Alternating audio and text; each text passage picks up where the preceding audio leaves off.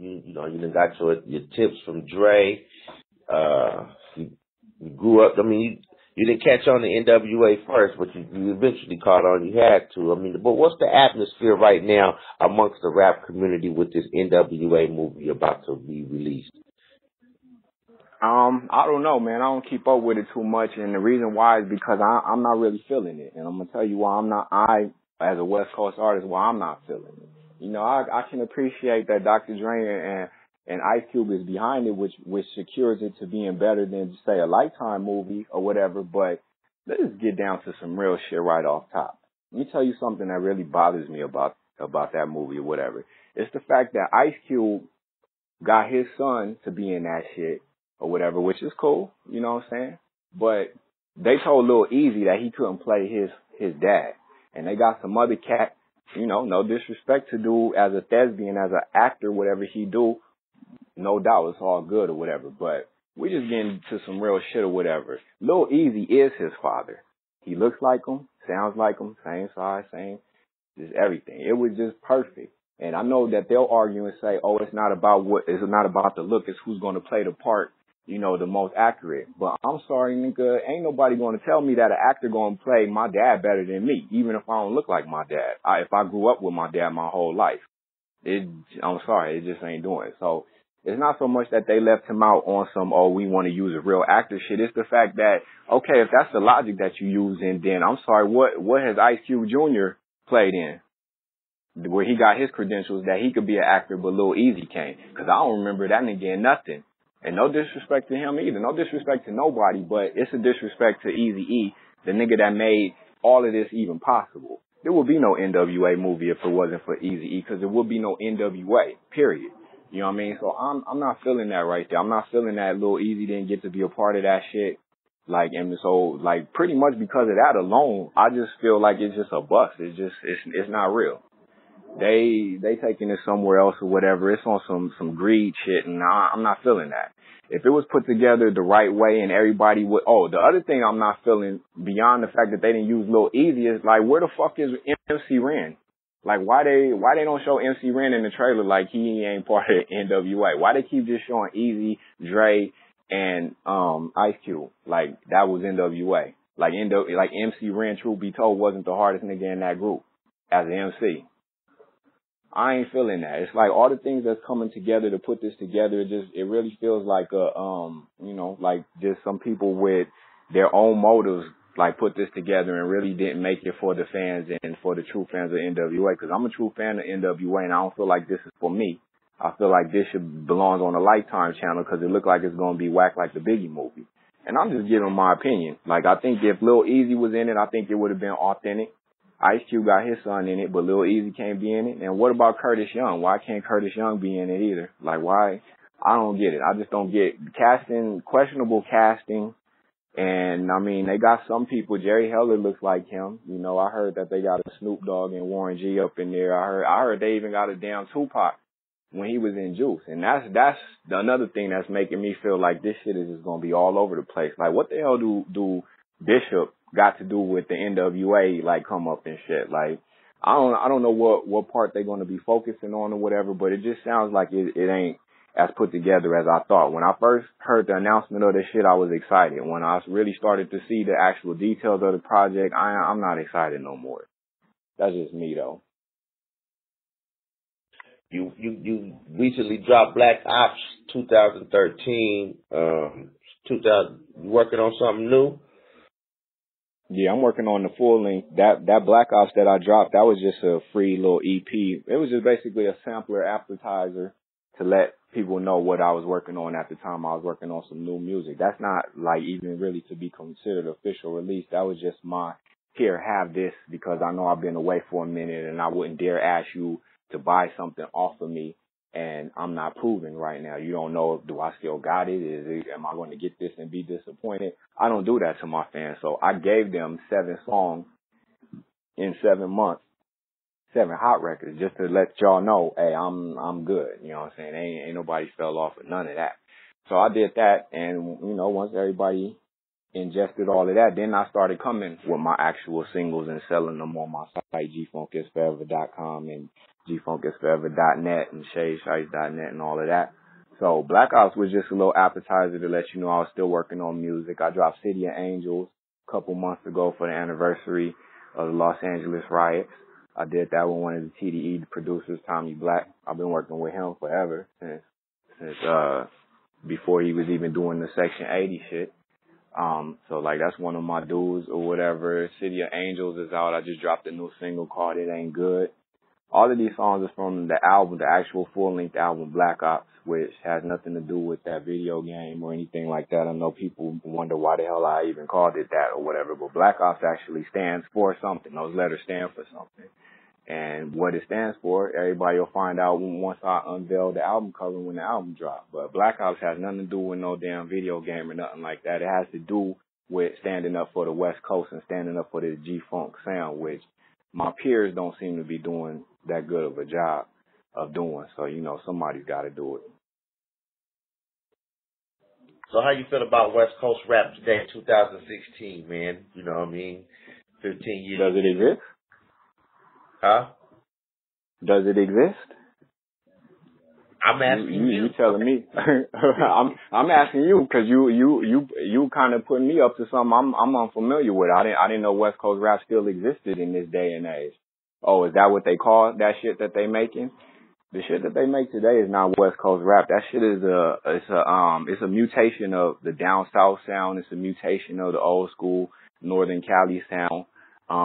That shit is not West Coast. Like that shit, by no definition. That's just some imitation. That's what niggas do when they trying to follow the trends, whatever's popping right now, because they can't seem to make any kind of popping music, you know, with the shit that they used to doing. Because when they do that, it doesn't get the type of reaction they was expecting. Okay, so let me go do this down south shit, the sound that's in right now, and let me whatever. And that's not how that shit works. You know what I mean? We used to be the influential ones, and now we're the ones that seem like we're being influenced. And that shit ain't cool. Or as I say in my new song, it ain't good. Cause you gotta think about it. What coast, who was the ones that like really made this shit pop as far as hip hop and all of that? Who did everybody want to be like? It's no mystery. You know what I'm saying? When So Def and all of that came out and Crisscross, and I would know because I wanted to become a rapper because of these niggas Crisscross and shit. So like I really know what I'm talking about. Who was they trying to be like? Snoop and them? Yes. Who was the Brat trying to sound like? Snoop and them? Yes. That's why she went platinum first female to ever go platinum. Who was all of these cats down south and everybody from the East Coast or whatever trying to sound like or trying to pattern themselves like back then when everything was rolling? It was the West Coast. And now when you fast forward to where we at today or whatever, the roles have reversed. We're no longer the influential ones. We're the ones taking the influence. We're the ones that, oh, this is what's in. Okay, well, we're going to do that then. Oh, this is what's popping now? Okay, we on this now. That's not how that shit go. You're supposed to stick to your guns and stick to what's real and be real about what you're doing. And I've seen some of my peers, and when I say peers, I even include some of the legends. You know what I'm saying? I ain't going to call them out because I think who they are is very obvious. You know what I mean? But even some legends have followed suit and have dipped into some of this bullshit ass sound, you know, that some of these other people are doing, trying to stay relevant. And that bothers me, you know, because if I look up to you and I see you doing some shit that I don't like or whatever, then I can't look up to you no more. But at some point, you know, the student does pass the teacher. And I think we're reaching that era. I wouldn't say that we have officially reached it, but I mean, if you listen to my music and you listen to theirs, and yes, I'm saying this, you know, you'll see the big difference. You'll see what my influence is. You'll see who I sound like. You'll see who I was taught by, you know what I'm saying? And you'll see that I'm still keeping this shit alive. If you don't like this sound, I ain't gonna say there's nothing wrong with you or whatever. I'm just gonna say it's not for you. But if I say, what do you like? And then you play me some of this shit that's supposed to be in right now, we can't be friends. I don't want to hear that shit. That shit is weak. So any of my peoples, you know, that I used to do music with or whatever, if they doing the type of music that's in right now and shit, then it's definitely not the music that I'm doing. And that's why you don't hear me working with them no more. That's why you don't hear me collabing with too many artists anymore. You know, it's just because I don't feel the music that they making. We still good as homies, you know, but as far as the music that they making, I'll be the first to tell them I don't like they shit. You know what I mean? And I've always been real about it, so they can't hate me for that. But this so-called new West Coast music or new West Coast sound, I'm not an advocate of that shit at all. I don't like it. It's not that I say we got to be stuck in the past and we got to do the old school West Coast, because I don't even do old school music. Like, yeah, I do my G-Funk and shit, but it's modern day G-Funk. This shit ain't no 1990 nothing. You know what I mean? Sometimes I'll dip into that every once in a while. I'll do a song or two and I'll really, really take it back there or whatever. But I'm not doing no 1996 music, no 1995. This shit is 2000 wherever. You know what I'm saying? This is new millennium. It's not that shit it's not trap music. It's not every song talking about how you making so much coke, this, that, or whatever, just lying when you know you ain't doing that shit. You got all these hoes and this and that, but we don't never see you with none of them. You know what I'm saying? Let me tell you what artists are today. Artists is models. We don't have rappers and recording artists no more. These niggas is models. And why I say that is because they spend more time taking these goddamn pictures for Instagram than they do anything actually making dope music. When you see these rappers nowadays, what they doing? Taking stupid ass selfies with selfie sticks in front of the board in the studio instead of making that hit that we hear the next day on these websites like, oh yeah, that shit was hard. Now I see what you was doing in the website that night. I don't see what you was doing other than taking some fucking pictures. Niggas love to get next to a nigga that's bigger than them and take a picture, be like, oh, look who I ran into, or the most famous hashtag of them all, we working. You ain't working on shit. Where the fuck is that music at? Ain't no music. Where the fuck the music at if you working? Nigga, what you working on? A photo book? A photo album and shit? Like, what the fuck, nigga? You is not making no music. And I don't care. I don't care if you standing next to Dr. Dre or DJ Quick or them himself or whatever. Cause I worked with these niggas too. I know how they get down. You know, you could ask them to take a picture and they'll take it because they some humble ass niggas. Like, they good like that.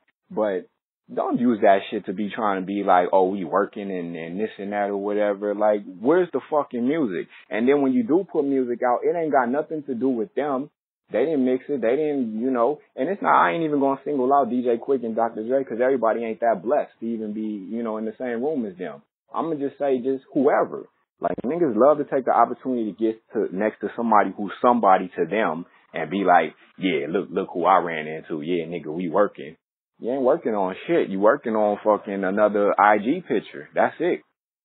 I don't like that shit. So I'll be like, niggas is models. They not, these niggas in today's era of rap, they models. They more models than they rappers. They don't know what this shit is about.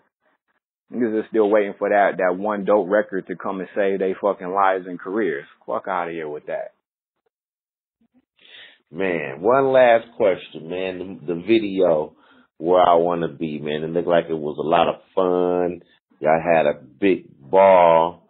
The guy playing the character in Rollers, who was it? That was just some nigga from the hood. Literally. Like, we recorded that video around the corner from where I grew up living in South Central, and so I wanted to really keep it authentic. I didn't want to be on my literal street, but I wanted to be so close that it was damn near my street.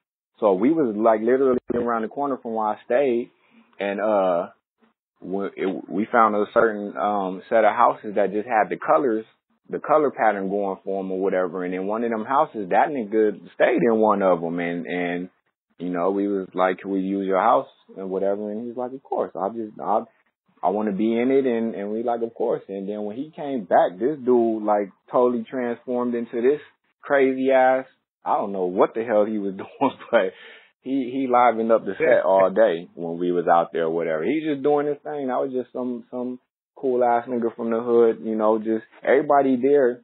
From the scenes in the beach to the scenes in the hood and everything in between, like, everybody was just cool. That video was literally shot with, like, real natives and shit. Like, I knew some of the people, all of the people that I knew, you see them standing next to me on the VC, and when we doing that long panoramic shot and everybody just standing there next to the sunset, those are all my peoples that I actually know. You know, niggas from the hood and just all types of different shit, Nate and all of them are the people I actually know. And then everybody else, when we was rolling on that little moving platform, me and Corrupt and all of that, them was real natives. all of them people really stayed over there and stayed in that hood and stayed in them houses and on that street or whatever. And they was happy, you know, that I just paid my respect to to pay my respect to where I came from, and you know, they loved it. That was one of the greatest videos and times just ever. Like, even the DOC was there. Everybody and their mama was there. The DO-fucking-C was there. Nigga that wrote nothing but a G thing. You know what I'm saying? Showing me my love and respect. And Irv Gotti was there. John and them, All the Murder Inc. You had Nate Dogg, you had TQ. It's like, it was like just one big party. Money Owners was just as big cause Timbaland and Dr. Dre ended up showing up, Cypress Hill and all of them, but ain't nothing ever gonna top where I want to be. If you just look at the colors and if you just look at that day, that day was just perfect. Like, I didn't pick the day that we was going to shoot the video or nothing. I don't control none of that. I just show up. But they couldn't have picked a more ideal, perfect day. I have never seen a day look as beautiful in California ever since that day that we were shooting that video. It was like, it just was meant to be. So that's why it is unforgettable, and that's why they still, to this day, you will still find that shit on MTV. They still play it. Like, every time summer come around, it's back in rotation. Like, it never left. And every time the radio started wanting to play their summer records or whatever, it's back in rotation. And when I was checking out Complex or whatever, and they talking about the top 100 LA rap songs ever made in history, of course I made the list. Like, that's just one of them ones. You got your Nothing But a G things, your Gin and Juice and shit like that, and you gonna forever have where I want to be. I won't say nothing about the other ones like Wake Up and all of that, but I'll say for where I want to be, that's undebatable. Like, you can't take that away. 20-something weeks at number one is historical. You haven't had a West Coast artist yet to do what I did with that song. So it's like, come on, give me mine. I ain't gonna force you to give me mine either. I'm gonna just keep making this dope shit and remind you why that shit over there is garbage, right? And this shit right here is why you love it. 'Cause I still make it this way. When you go to your favorite restaurant and shit, you know what I'm saying, and they've been making the same recipe forever, you ain't feeling them when they go into new management and they change the shit up and the portions are smaller and it's clearly not the same shit. What you gonna do? You ain't going there no more. So we're not gonna do that. My restaurant sticks with the same recipe. G-Funk is forever. I don't know what these cats out here is making or call themselves making. I'm not with the phony gimmicks. You know what I'm saying? I'm not with the line to the fans, making them seem like I'm doing better musically than what I am, because that's false hope and inspiration. Don't show the youth how to do shit wrong and get them to think, oh, well, shit, I could do it this way because so-and-so did it like that, when so-and-so is lying to y'all, like purposely, because so-and-so got all types of PR motherfuckers behind him and all types of shit to dress up and doll up little articles and take photo ops and shit to make shit look like shit is popping. You know what I'm saying? I don't want to give away all the niggas' secrets or whatever, but I can go on forever. We can talk about fucking sign-ins at little record store and shit or whatever, and I can tell you how they get motherfuckers to angle the pictures to make it look like there's more people there than the 5 people that showed up. But that's a different day, different story. I'm going to just let y'all know that I keeps it real. Sheist is one of the realest niggas over here from the West Coast, and I got a lot of shit that I could say, you know what I'm saying, about all of everybody that's so-called thinking that they running this West Coast shit or whatever, but really running their mouth. But I'm going to just leave it at the music. I'm going to say listen to the music and you compare it. When you listen to my shit and you listen to theirs, if you don't see a difference, then you need to get your ears checked. And that's it. That's really it. And if any of these niggas really want to, like, bring it, you know what I'm saying, on some music shit, I truly welcome it. Because, like, back in the Death Row era, the West Coast came up on competition. This is not about beef and me having personal problems with anybody. Because that's a whole nother, you know, situation in itself. I'm talking about strictly on some music shit. Like, I don't like your music. I think it's whack. And I'm saying that it's whack. So, like, if you don't like what I'm saying, then I feel like, you know, you should get at me on wax so that I can easily respond to you and just end your shit. A la Dollars and Cents, DJ Quick style. Because I got all of that in me. I got no Vaselines in me. I got hit 'em up. I'm just waiting for the proper recipient to get this. But ain't nobody wanted to step because I think deep down inside motherfuckers really know what's good. And, you know, when you putting up a Mayweather against somebody like Victor Ortiz or, you know, whoever, you're not going to beat the elite. You can think that you a young bull and you got this, you know, you got it all figured out or whatever, but when you step to a true vet, you know what I'm saying, somebody like a Roy Jones or Mayweather or whatever, you ain't going to beat them because they know the game inside and out. And that's how I look at this shit. These young cats is out here, making a mockery of what me and my peers and the pioneers of the West Coast have tried so hard to keep intact and build or whatever. And I don't like it. And I'm like one of the only artists that's vocal and speaking up on it. And I don't fear no kind of repercussions from it. I welcome any of these whack ass West Coast artists to like say something like, oh, that's not true, or oh, this and that or whatever. So we can have our little, we can have our back and forth or whatever, because I'm going to come out on top. And that's I'm issuing my challenge out. Everybody want to be out, oh, we could fight, we could this and that. We could do all of that shit too, but why? The people don't want to see that shit. This ain't World Star. Let's take it back to motherfuckers that's really, are you a musician or are we fighters or whatever? Because, if we going to do the boxing thing or whatever, then let's get some promoters. Let's get a purse. You know what I'm saying? Let's get a venue. Let's get all that shit cracking. But outside of that, let's get to what this shit is really about. West Coast music and representing the West Side and really making this shit work or whatever. We're not going to make it work by following other people and other people's sound. So let's stop that shit right now. And so, like I said, if anybody got a problem with that, it's probably because they're contributing to the problem in the first place. And, the shit hit close to home and they taking offense.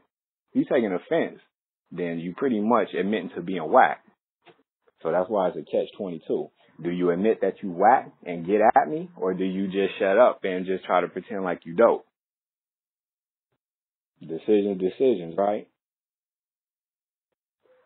Yes, sir, man. Let me go ahead and get a drop from you, man. The Sheist on sickness.net. Whatever else you want to throw in there.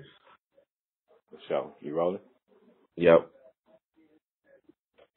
Hey, yo, check it out. It's your boy Sheist, and right now you got it locked to sickness.net. You already know what it is. We've been here since the beginning of time, and it's still here. G-Funk is forever. Hey, yo, check it out. It's your boy Sheist, and this right here is high-end radio, powered by Sickness Radio. Sickness.net. You already know what it is. Keep it locked. Don't go nowhere.